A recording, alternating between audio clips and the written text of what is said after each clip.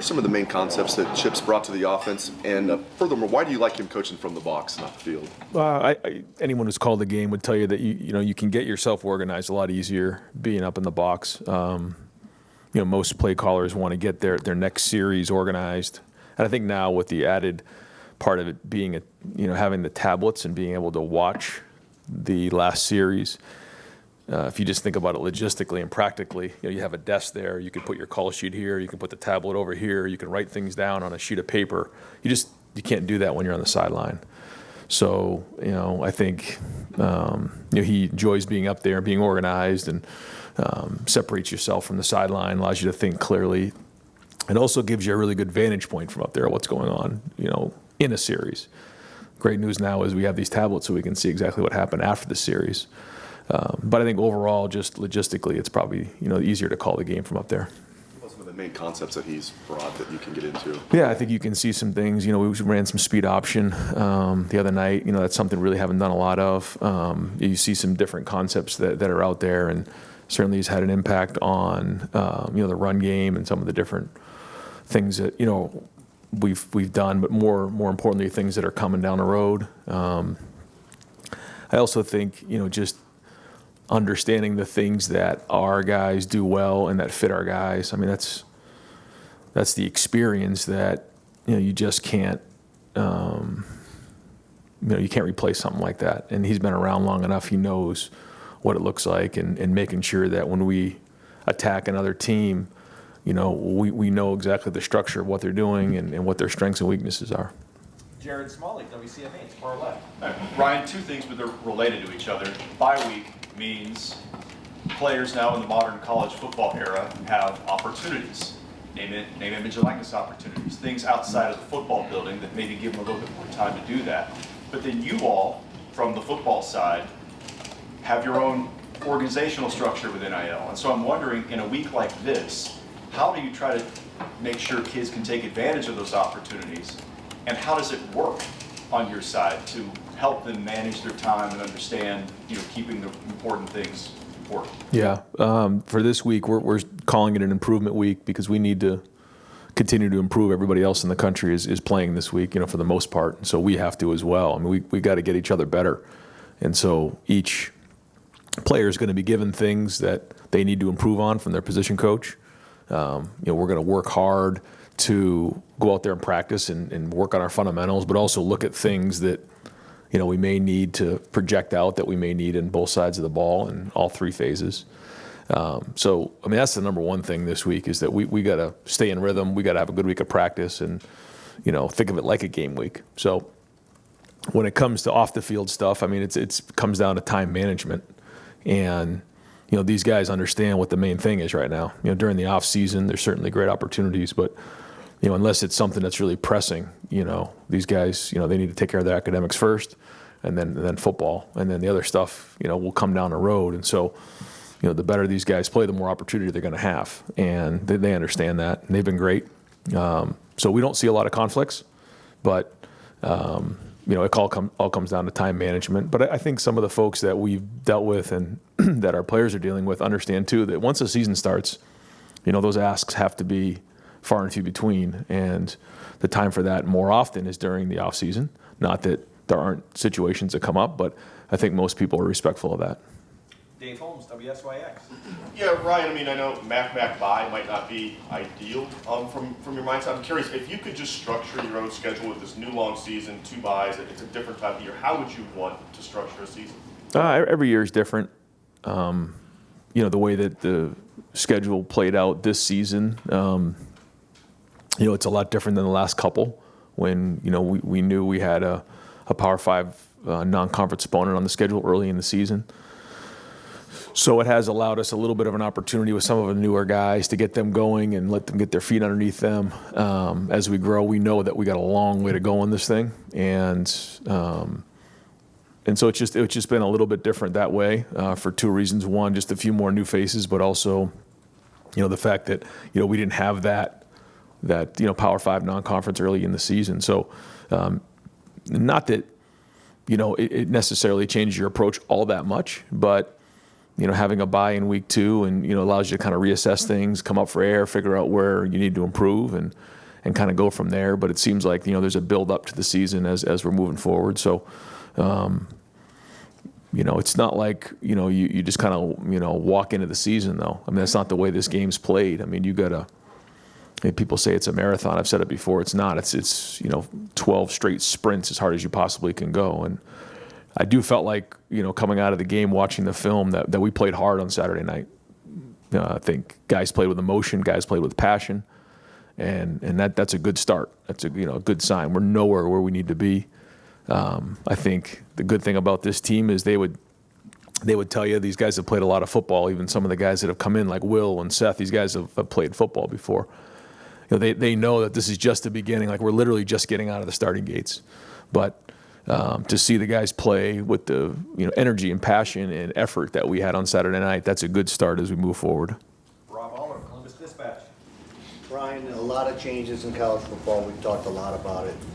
Is culture, program culture, more important than ever with the transfer portal, with NIL, keeping guys here? They have to really buy in, not just to winning, but to the whole thing you're presenting.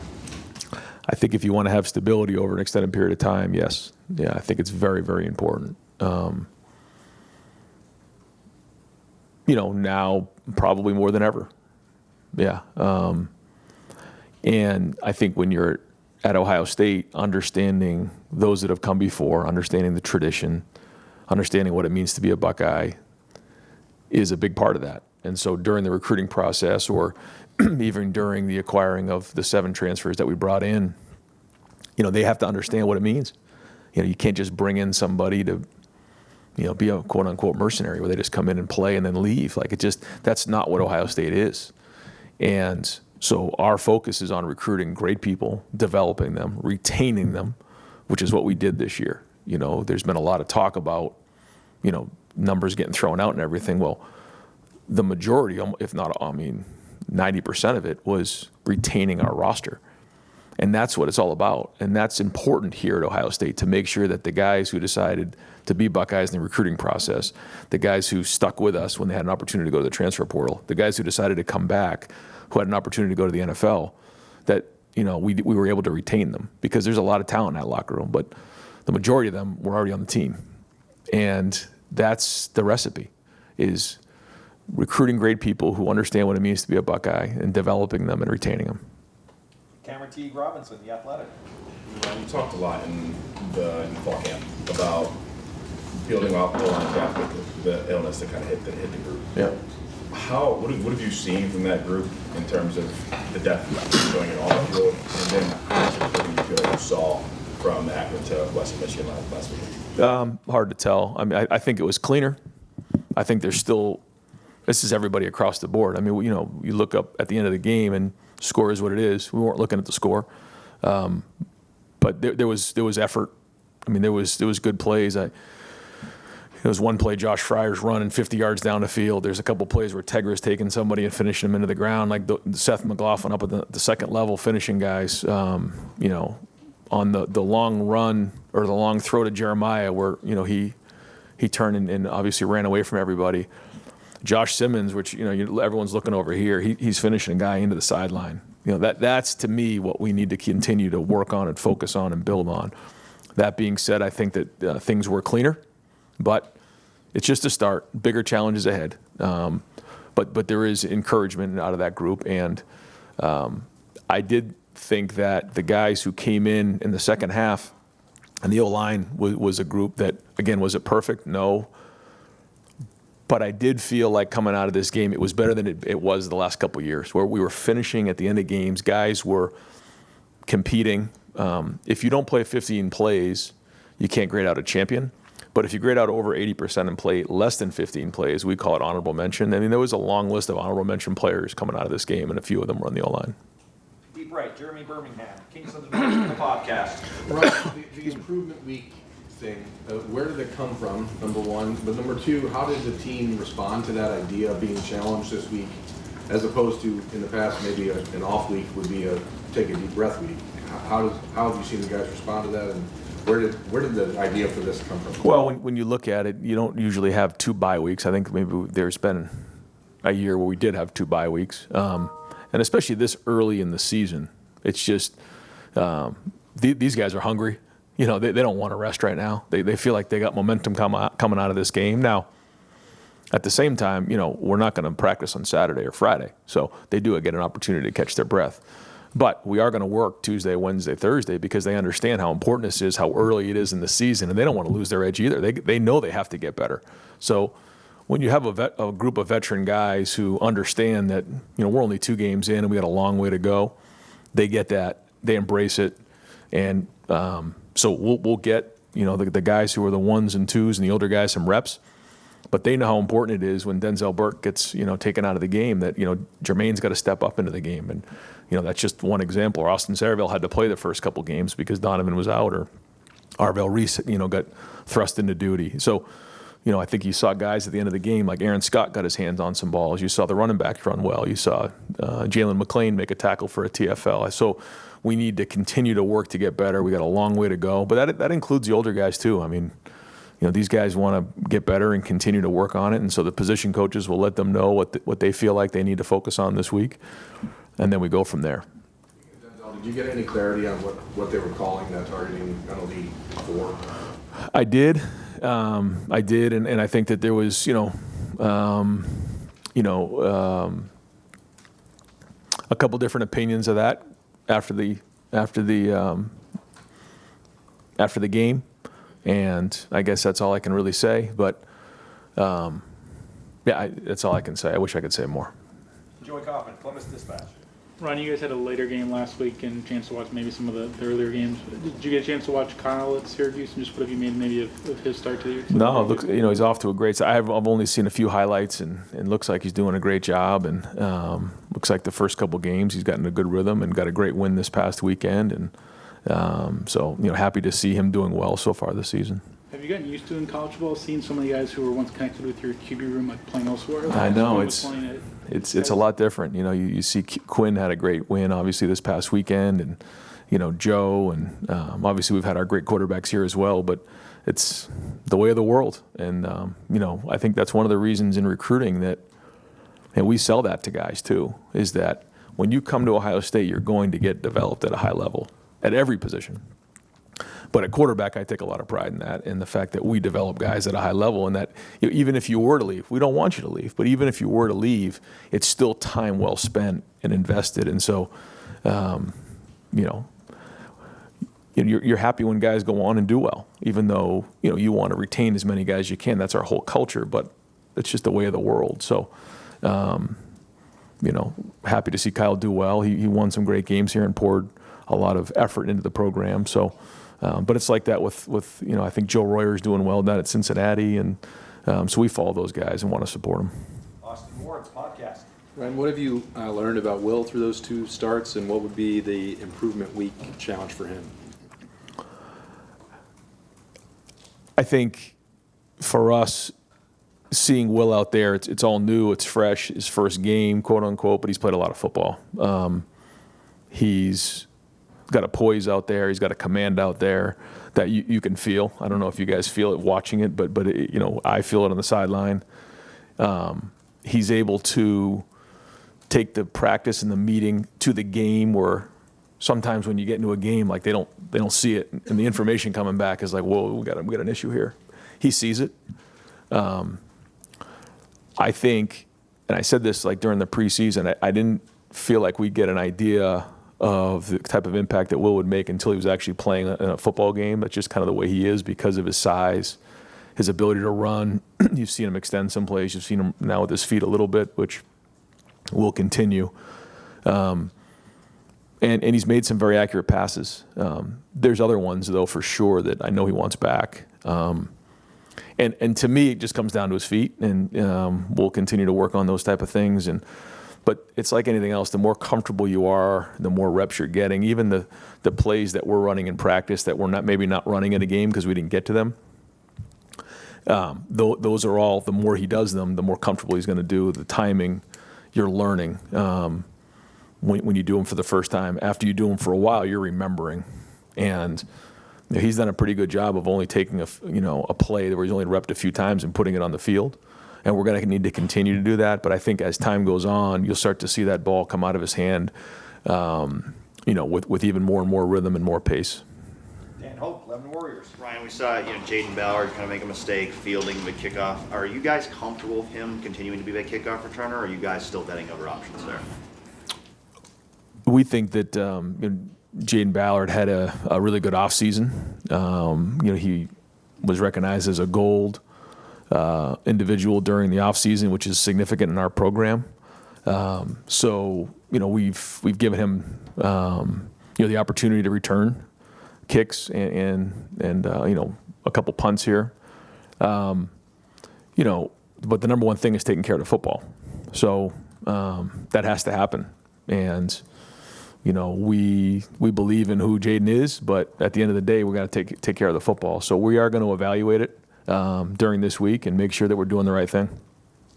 Spencer Holbrook, Letterman Road. Ryan, with all the attention on Quinchon and Will and Caleb as transfer additions, how much has Seth meant to getting this offensive line corrected from last year? Yeah, he's been a pro. Same thing, calms everything down inside. Even if Coach Fry or myself are barking at him, like we will, he just has a calming presence. Like, we got it. We'll get this straightened out. And that's a good feeling. That's what you want to hear as a coach. I mean, when you're going at somebody and they look at you in the eye and like, we'll get this thing straightened out, and they do, like that's when you know you got somebody who's a leader, who's got poise, and can kind of pull everybody together. I do think it's been great to get Austin in there, to get Tegra in there, but now having Donovan coming back is going to even make it more solidified in there, just so that when something changes during the game, we can make quick adjustments. I do think having that tablet on the sideline is very helpful. I mean, because when you can identify what has happened on the last play, not just coming from the booth, but showing them, especially a young player. Like, there was a play in particular where one of the guys missed a block, and I'm like, I haven't seen that one time in all preseason. Like, just let it go. Don't start stressing or having anxiety over it. Just go block the 3 technique. I mean, you're blocking Tyleik Williams every day in practice. I watch it on film. Where maybe in another scenario, you're more frustrated from the sideline because you're not sure exactly how that just shook out. Like, we just didn't use good technique, and he was a little tentative there. And then as time went on, like the game went on, got his feet underneath him and just started like rolling guys out of there. Like, I think it's really helped our coaching in terms of being accurate in what we're saying during a game. But getting back to your point about Seth, he gives us great information, and he can help us with that in terms of seeing what's happening in the game, why something maybe broke down, what happened with the communication, which allows us to address things faster, which allows us to get in a rhythm quicker, if that all makes sense. Stephen Means, Cleveland.com.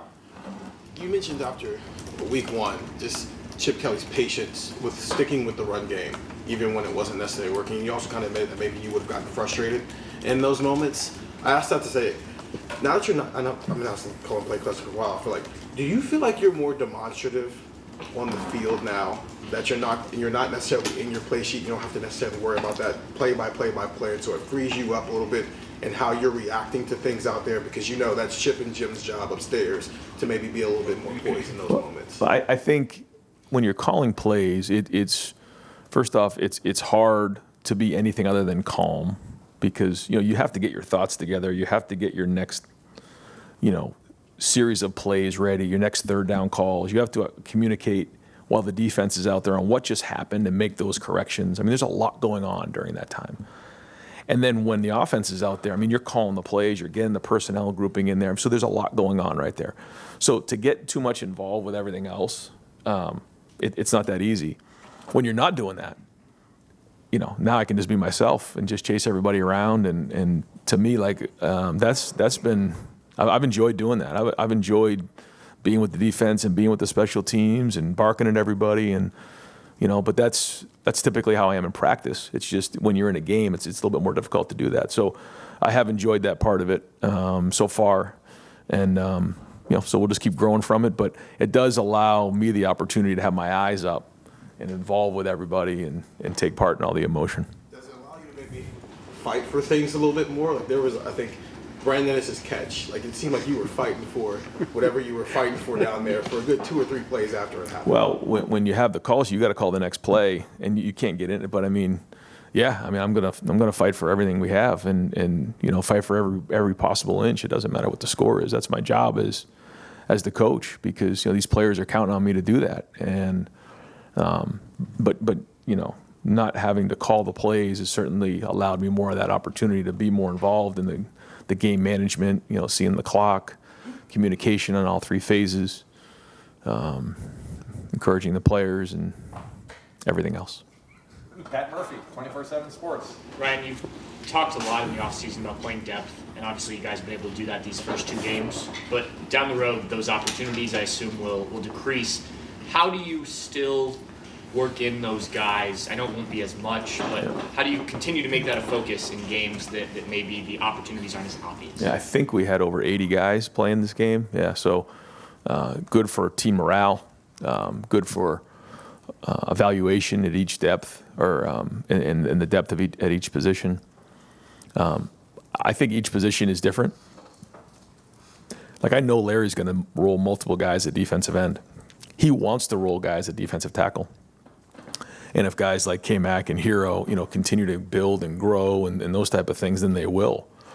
But I think at each position, it's based on how those guys do, and if the position coach feels like he's playing at starter level. If they're playing at starter level, I've said this before, they deserve to roll and they deserve to play. I mean, just because Donovan's coming back doesn't mean Austin Saraville doesn't deserve to play. He does. So we've got to get him into the mix and figure out what that balance looks like. So, same thing at quarterback. Like, at some point, we're going to have to get these guys in there and playing meaningful snaps in a meaningful game. So it'll just depend on each position and where they're at. And then, those guys got to help on special teams. And then obviously when injuries pop up, they got to be ready to go. So, we'll just keep evaluating as time goes on. Tony Gerben, Buckeye Huddle. Ryan, last week you talked about playoff metrics. Do you have anybody doing anything right now looking at cursory playoff opponents, doing any scouting of teams, and then do you have anybody doing the same thing in terms of the transfer portal? Like, how do you prepare for that right now? Yeah. So we have in our recruiting department, Billy Homer is tasked with the portal, so he'll be evaluating all the college players across the country. It's a big job, and I think that is significant, that the way that our structure of our entire staff has always got to be looked at to make sure that we're staying up with the times. And that's something we did, a couple years ago, to make sure that we were ahead that way, which is good too, because it gives us some feedback on the teams that we're playing, because not only is he looking at our opponents and the personnel there, but he's also looking at it for down the road and possible guys that may go into the portal. So, to answer your question, yeah, we're looking at our future opponents because we're evaluating anyways. It's almost like in the NFL, you have the college scouting department, then you have the pro football or the scouting department, where they're looking at all the free agents and guys in the league. It's the same thing here. We have the guys evaluating high school, but then also the guys that are playing in college. So we'll evaluate all those guys and get personnel information as time goes on. What kind of feedback do you even want feedback right now on any of that? It's still a little bit early, but and we have friends too, who are out there who see some different teams, and we just want to get an idea of what's out there. So yeah, I'm constantly asking, what's going on, what's out there, because as we look ahead, we got to know what we're up against, and not that we're focused on any of that stuff, but it is good to know and just get an idea of what's going on across the country. Bill Landis, Kings of the North, the podcast. Ryan, you guys in the past have talked about how good CJ Hicks can be when he's blitzing, or you kind of just cut him loose and let him get after the quarterback. I did notice this week that Cody, Sonny, and Arvell all seem to play more than him at linebacker with the first team defense. Have there been any conversations about making CJ perhaps more of a line of scrimmage player as you try to find how he fits into a crowded linebacker picture and ways for him to help the defense? Yeah, we have. But we need CJ right now to play linebacker, and then I think that there's certain things that you mentioned that right now he's doing better than others. We need to find a consistency there that we believe that he can do at linebacker. And although we have a few guys already, he needs to be part of that group. because, you know, if you're playing with 3 linebackers in the game, all it takes is one injury and you're right in the middle of it. And we know, you know, this is a long season, so he has to improve. He's got to continue to grow. We've seen him do it. We know that he can do it. It's just the consistency part of it. And you know, so we believe in CJ in a big way. And so I know James and everybody in that room is you know, trying to get him there because we want and need him to play linebacker. Don Taveri, WBNS. Coach, your defense limited them 99 yards, no points. What impressed you the most with your defense through 2 games, and what needs to get better? Well, I guess it's hard to say what needs to get better other than just everything, because we know where we need to be. But to me, it's the energy. It's the guys flying around. It's knocking back the line of scrimmage. It's guys on the back end running to the ball. Playing with violence, playing with great emotion. You can just feel it, you can see it, and that's what we want.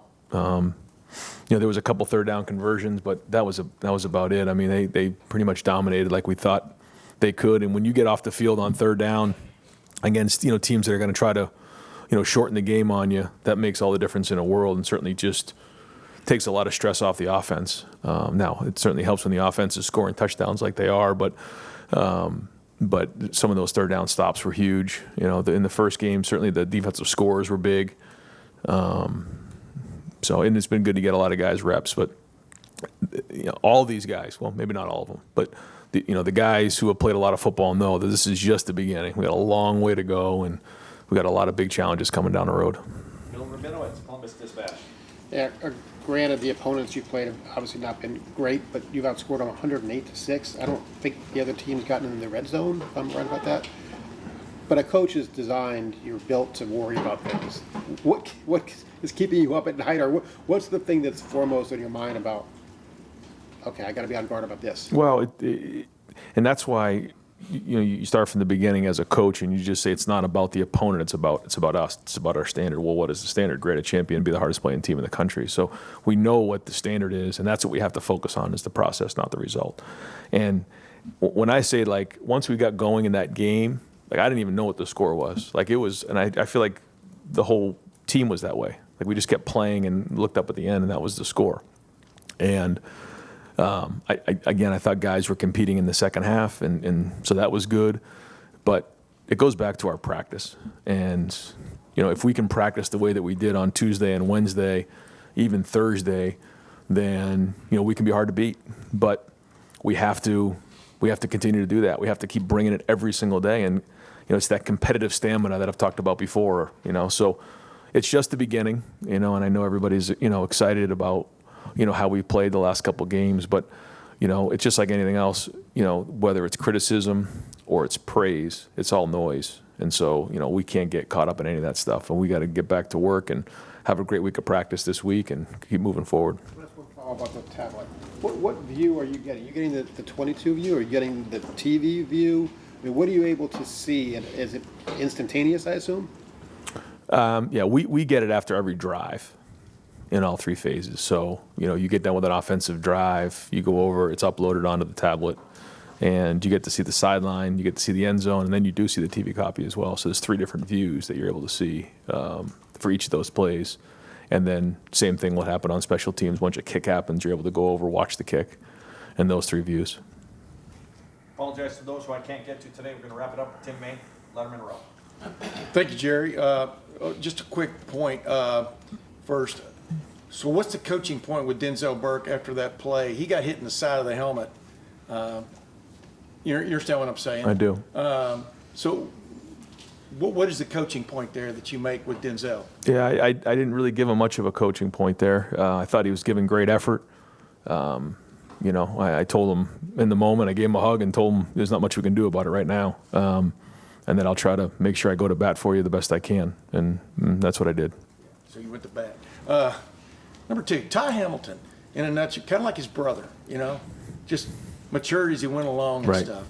Put him into perspective in terms of what he has brought, where you saw him really step up maybe last year, and what he brings to that defense. Well, first off, you know, Ty has been reliable, durable, somebody that we can count on for a few years now, and he's put time and he's put effort and he's put work into this program, and he was the player of the game on defense this week. You just can't say enough about somebody like this. He's not somebody that garners a whole bunch of attention or makes it about him. He's the ultimate team player. He doesn't say a whole lot, but he goes to work every day, and you can just count on him to be there.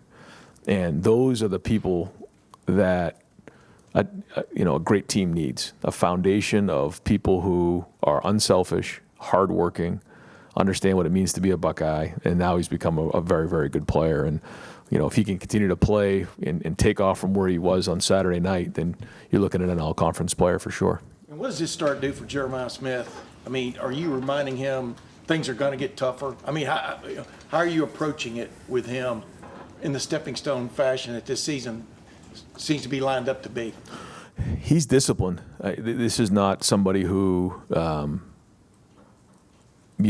think, needs to be told that, hey, reel it in. I mean, he stays very focused. If we recognize anything other, then we'll address it. But, he wants to be great. He knows what he wants to get done. I think he would tell you that this is just a start as well.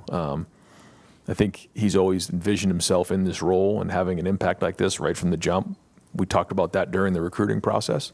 And so it started in January, and actually it really started during the high school process. And then in January he got here and, stepped right into the role. So although he's young, I think he's, wise beyond his years, the way that he approaches the game. And so we'll keep a close eye on it. But right now he's staying very hungry. Coach, thank you. Yeah.